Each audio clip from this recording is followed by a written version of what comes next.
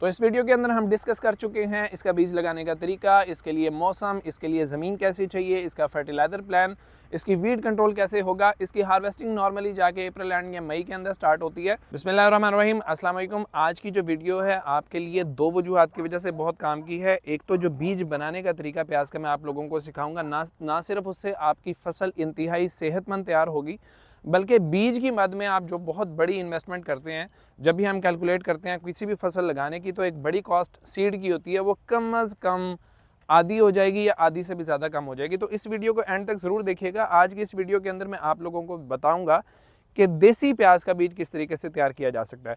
Hybrid प्याज का बीज अभी इसके बारे में हम बात नहीं करेंगे। देसी प्याज के अंदर हमारा फुलकारा आ जाता है, हमारा नसरपुरी आ जाता है, हमारा हज़ारा आ जाता है। कोई भी सीड जो देसी है उसको आप बिल्कुल सेम तरीके से तैयार करेंगे, उसके अंदर कोई फ़र्क नहीं होगा। इस वक्त मैं जिस प्लॉट के अंदर खड़ा हुआ हूँ ये नसरपुरी का प्लॉट है और इसको हमने लगाया है नवंबर की 15 तारीख के आसपास।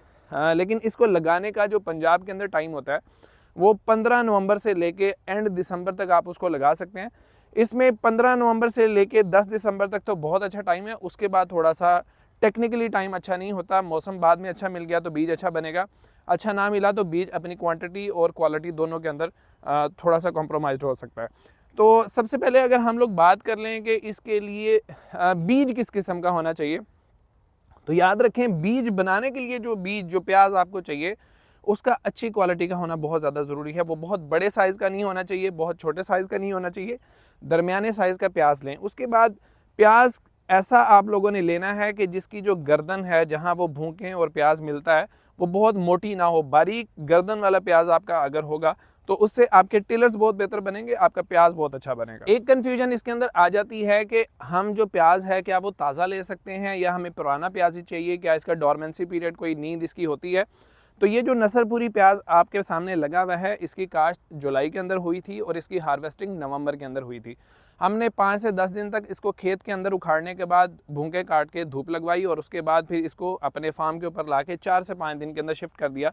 मतलब हार्वेस्टिंग के मैक्सिमम 10 से 15 दिन के अंदर हम इस प्याज को शिफ्ट कर चुके हैं और इस वक्त इसकी जो जर्मिनेशन है वो 95% है और चंद दिनों के अंदर वो जर्मिनेशन 98% 99% के ऊपर चली जाएगी। बहुत कम बीज जो सा वगैरह, तो डोरमेंसी पीरियड या इस किस्म की कोई चीज़ इसके अंदर नहीं होती है।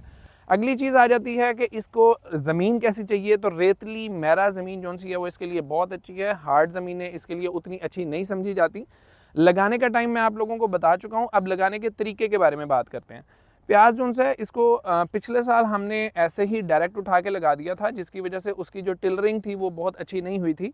बाद में रिसर्च करने से पता चला कि पुराने वक्तों से जो ट्रेडिशनल तरीका सिंध के अंदर चल रहा है वो ये है कि प्याज का ऊपर वाला तीसरा हिस्सा काट दिया जाता है, उसके बाद उसको लगाया जाता है। इससे किसी भी किस्म का बीमारी का अटैक तो हरगिज़ नहीं आता, लेकिन टिलरिंग आपकी जो सी है वो बहुत अच्छी हो जाती है, जैसा कि आपको इस प्लॉट के अंदर नज़र आ रही है। अब इसको लगाने के लिए जो बेड साइज़ हम लोगों ने रखा है, इसमें जो बेड है वो ऊपर से 20 इंच का है, पानी की खाली जोन सी है वो 17 से 18 इंच की है। इसमें बेड साइज़ आपको 18 इंच मिनिमम कर सकते हैं, मैक्सिमम 20 इंच के ऊपर लेके जाएं। लेकिन पानी की खाली जोन सी है उसको अगर आप 14 इंच या 15 इंच के ऊपर लेकर आएँ तो उससे इंशाल्लाह आपके जो पर एकड़ बेड्स हैं उनकी तादाद बढ़ जाएगी, जिससे प्लांट पॉपुलेशन बढ़ेगी और एंड के ऊपर आपकी जो बीज की मिकदार है वो अच्छी खासी आपको मिलेगी। अब इसमें अगर आपको क्वालिटी वाला सीड चाहिए तो एक चीज़ का आप लोगों को ध्यान रखना होगा कि जो आपके प्लांट्स सेहतमंद हैं उनको शुरू से आप लोग रखें, और जो प्लांट्स किसी भी वजह से टेढ़े मेढ़े हो रहे हैं, किसी भी वजह से उनकी ग्रोथ स्लो है, किसी भी वजह से वो बीमारी की जद में आ गए हैं, तो उनको उखाड़ देना चाहिए। आप मेरे साथ है, मैं आपको दिखाता हूँ कि चंद प्लांट अब हमें नज़र आए हैं कि जिनके अंदर बीमारी का अटैक है। जैसा कि अब ये प्लांट है, इसको अगर हम रखेंगे तो ये नीचे से गल चुका है। बाद में इसके अंदर से जो सीड बनेगा वो सीड हमारे लिए अच्छा नहीं होगा। तो आपने अपने पूरे प्लॉट के अंदर घूम के देखना है। अब जैसा कि एक और प्लांट जो सा है वो मुझे अच्छा नहीं लग रहा, जैसा कि ये वाला प्लांट है, इसको भी हम उखाड़ देंगे। हालांकि इसकी जड़ बड़ी मोटी है, सारा कुछ है, लेकिन इसके पत्ते उस तरह से हेल्दी नहीं है जिस तरह बाकियों के हेल्दी हैं। तो इस किस्म के जो ख़राब प्लांट्स हैं उनको रखना आपके लिए नुकसानदेह हो सकता है। इससे आपका जो लॉस होगा वो मैक्सिमम 5 से 10% होगा। लेकिन जो मैं तजर्बा हासिल कर चुका हूँ कि अगर जुलाई के अंदर लगाने वाले प्याज का बीज आपका सेहतमंद नहीं है तो ऐसी सूरत में आपकी क्रॉप बहुत ज़्यादा बीमारी का शिकार होती है। तो 10% सीड या 10% प्लांट अपने ज़ाया कर लें, लेकिन एक हेल्दी सीड जो है वो तैयार करें। अब जब आपकी क्रॉप लग चुकी है तो याद रखें इसको बहुत ज़्यादा पानी की ज़रूरत नहीं होती है। जर्मिनेशन करने के से पहले अगर आप लोगों ने खाद देनी है तो इसको फास्फोरस अच्छी खासी मिकदार के अंदर चाहिए। उसके लिए गोबर की गली सड़ी खाद के साथ अगर 1 बैग DAP, और अगर गोबर आप नहीं डाल रहे तो 2 बैग DAP पर एकड़ आप लोग डालेंगे और उसके साथ थोड़ी बहुत SOP शामिल कर लेंगे तो फ़ायदा होगा। लेकिन SOP को अगर आप बाद के लिए रख लें तो वो आपके लिए ज़्यादा फ़ायदेमंद होता है। तो शुरू के अंदर हमें जो फोकस करना होता है वो इसके रूट स्ट्रक्चर के ऊपर फोकस करना होता है और इसकी वेजिटेटिव ग्रोथ के ऊपर फोकस करना होता है। तो शुरुआत के अंदर ही नाइट्रोफास और जो नाइट्रोजन है फास्फोरस और नाइट्रोजन जो सी है उसकी अच्छी खासी मिकदार चाहिए। उसके लिए जो बैलेंस डोज है वो नाइट्रोफॉस की शक्ल के अंदर दे सकते हैं, स्वात एग्रो के 1844 की शक्ल के अंदर दे सकते हैं। तो आपको शुरू के अंदर कम से कम 2 बैग नाइट्रोफॉस के या 2 बैग 1844 के देने चाहिए। उससे आपका प्याज अपनी टिलरिंग बहुत अच्छी करेगा, अपनी भूंकें बहुत अच्छी और बहुत सेहतमंद बनाएगा। याद रखें जितनी अच्छी उसकी भूंकें होंगी वो एक खुराक की स्टोरेज है जो प्याज बाद में यूज़ करता है अपने सीड को ग्रो करने के लिए, अपने सीड को सेहतमंद बनाने के लिए। इसके बाद आप लोगों को इसको अमोनियम सल्फेट या गवारा खाद जो सी है वो कम से कम 2 बैग देनी चाहिए ताकि ये और ज़्यादा टिलरिंग करे। टिलरिंग ज़्यादा करवाना मकसद वही है कि बाद में जब ये बोल्टिंग की तरफ जाता है, अपना सीड निकालना शुरू करता है, तो जितना स्ट्रांग इसकी भूंकें होंगी, इसके टिलर्स होंगे, उतना ही खुराक का ज़ख़ीरा है और वो बाद में आपके सीड की अच्छी मोटाई के अंदर, मतलब सीड जितना मोटा होगा उतना मोटा बाद में जाके प्लांट बनता है। तो ऐसे में जितना मोटा प्लांट आपका बनेगा, स्ट्रक्चर जितना अच्छा होगा, उतना ही सीड मोटा आपका तैयार होगा।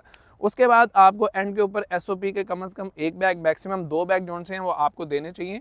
माइक्रो न्यूट्रेंट के 3 स्प्रेज इसके ऊपर, जिसमें जाफर कंपनी की टेकमन मैक्स है, स्वाद एग्रो की स्पीडफॉल के, स्पीडफॉल सीरियल, इनमें से किसी के 2 स्प्रे और टेकमन मैक्स का 1 स्प्रे आपको करना होता है। इसके ऊपर फंजीसाइड काफ़ी ज़्यादा हो जाते हैं, कम से कम आपको 10 से 15 फंजीसाइड अपने माइंड के अंदर रखने चाहिए। और फरवरी के अंदर जाके इसके ऊपर थ्रिप्स का अच्छा खासा अटैक होता है। लेकिन याद रखें थ्रिप्स को कंट्रोल करते करते ऐसा ना हो कि मक्खियाँ जितनी भी इसके ऊपर आती हैं पॉलिनेशन का अमल मुकम्मल करने के लिए आप उनको मार दें। तो थ्रिप्स का कंट्रोल करते हुए एहतियात करनी है कि मक्खियाँ डैमेज ना हो, तो कम से कम थ्रिप्स के स्प्रे हों। थ्रिप्स शुरू में ही कंट्रोल कर लिया जाए, ना कि उसकी कॉलोनी को डेवलप होने दिया जाए, बाद में कंट्रोल करने की कोशिश करें। उससे इंशाल्लाह आपकी जो सीड ग्रोथ है वो बहुत अच्छी होगी। शुरुआत के अंदर ही एक बात मैं मिस कर गया कि वीड कंट्रोल के लिए, जड़ी बूटियों को कंट्रोल करने के लिए आपको यहाँ पे एस्मेटोलाक्लोर जो कि डुआल गोल्ड के नाम से आती है, पेंडीमेथलीन जो किसी भी ब्रांड की आप अच्छे ब्रांड की ले सकते हैं, तारा की ले लें, जाफर की ले लें, तकरीबन 700 ml पेंडीमेथलीन और 700 ml जो सी डुआल गोल्ड है उसका मिक्सर आप 1 एकड़ के ऊपर स्प्रे करें। अपनी आसानी के लिए आप इसको अगर 5 मशीनें लगा रहे हैं तो 150 ml, अगर 7 मशीनें लगा रहे हैं तो 100 ml हर दवाई का एक टंकी के अंदर डाल के उसका स्प्रे करें। उससे प्याज को कुछ भी नहीं होता, लेकिन वीड कंट्रोल बड़ा अच्छा हो जाता है। उसके बावजूद अगर आपकी वीड्स उग जाती हैं, जैसे कि यहाँ पे उगी हुई नज़र आ रही हैं, तो उनको हाथों से चुनाई कराएं, उसकी गोडी करवाने की कोशिश ना करें। गोडी करवाएंगे बेड जोन है वो नीचे आ जाता है, आपको दोबारा मिट्टी चढ़ानी पड़ती है। हाथों से उसकी चुनाई कराएं, इंशाल्लाह आपके जो एकड़ हैं वो बिल्कुल साफ़ हो जाएंगे। तो इस वीडियो के अंदर हम डिस्कस कर चुके हैं इसका बीज लगाने का तरीका, इसके लिए मौसम, इसके लिए ज़मीन कैसी चाहिए, इसका फर्टिलाइज़र प्लान, इसकी वीड कंट्रोल कैसे होगा। इसकी हार्वेस्टिंग नॉर्मली जाके अप्रैल एंड या मई के अंदर स्टार्ट होती है।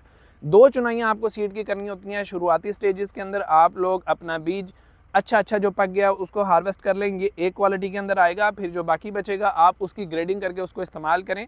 आप जब बाद में अपनी नर्सरीज़ के लिए बीज की सिलेक्शन करते हैं तो उस वक्त बीज को अगर छानना लगा के मोटा बीज जो सा उसको लगाया जाए, बारीक बीज को ज़ाया कर दिया जाए, तो आपकी पनीरी ऐसी सेहतमंद होगी कि आपको नागा लगाने की ज़रूरत पेश नहीं आएगी। उम्मीद है इस वीडियो से आपने सीड बनाने का तरीका सीखा होगा। अगर आपको पसंद आई है वीडियो तो इसको लाइक और शेयर ज़रूर कीजिएगा। मज़हर अली को इजाज़त दीजिए। अल्लाह हाफ़िज़।